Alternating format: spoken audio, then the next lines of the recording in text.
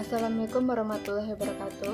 Perkenalkan, nama saya Amara Indah Francisca, NPM 1911080022, Prodi Bimbingan dan Konseling Pendidikan Islam, semester 3. Di sini saya akan menjelaskan tentang konsep dasar bimbingan dan konseling sosial.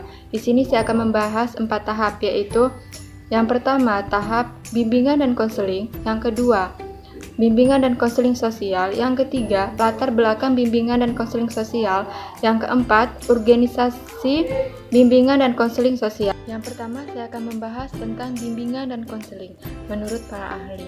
Menurut Chow dan Crow, bimbingan adalah bantuan yang diberikan oleh seorang laki-laki atau perempuan yang memiliki kepribadian yang baik dan pendidikan yang memadai dan terlatih dengan baik kepada individu-individu setiap usia untuk membantunya mengatur kegiatan hidupnya sendiri, membuat keputusan sendiri, dan menanggung bebannya sendiri.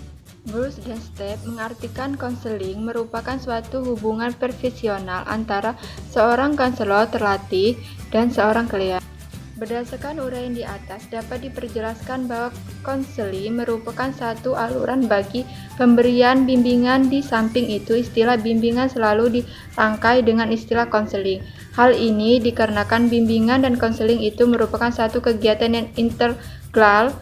Konseling merupakan salah satu teknik dalam pelayanan bimbingan. Membahas tentang bimbingan dan konseling sosial. Secara umum, bimbingan konseling sosial adalah bagian dari bimbingan dan konseling yang diaplikasikan lebih umum, yaitu masyarakat atau sosial.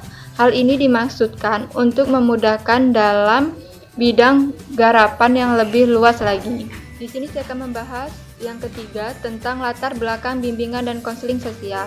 Pengaruh modernisasi dan globalisasi banyak membawa perubahan-perubahan dalam tata kehidupan baik sosial, ekonomi, dan juga politik.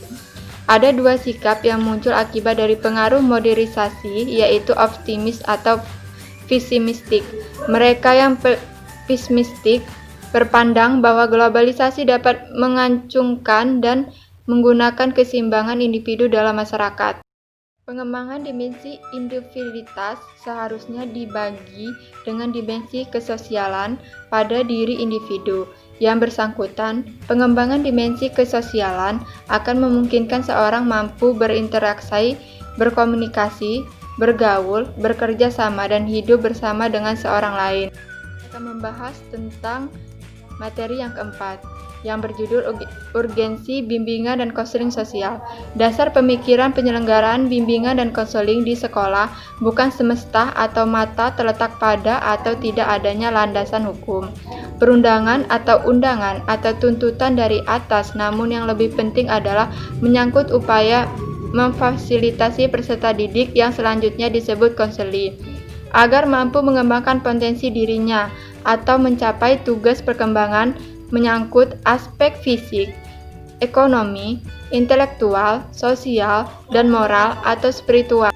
Bimbingan dan konseling sosial sangatlah urgen dipahami khususnya untuk calon guru BK atau konselor agar dapat mengimplementasikan bimbingan dan konseling sosial di sekolah yang memprioritaskan pada upaya memfasilitasi perkembangan potensi konseli yang meliputi aspek pribadi dan sosial atau terkait dengan mengembangkan pribadi konseli sebagai makhluk yang berdimensi biofisikos, spiritual, biologis, fisiko, sosial, dan spiritual, sehingga nantinya konseli mampu menggunakan segel sumber daya yang dimiliki untuk berubah ke arah yang lebih baik, memahami dirinya secara penuh dan utuh, namun berinteraksi secara sehat dan lingkungannya, menciptakan perilaku yang baru, yang sehat, mampu secara sopan, kreatif, dan aktif dalam mengungkapkan perasaan, keinginan, dan inspirasinya, serta hilangnya gejala disproporsional.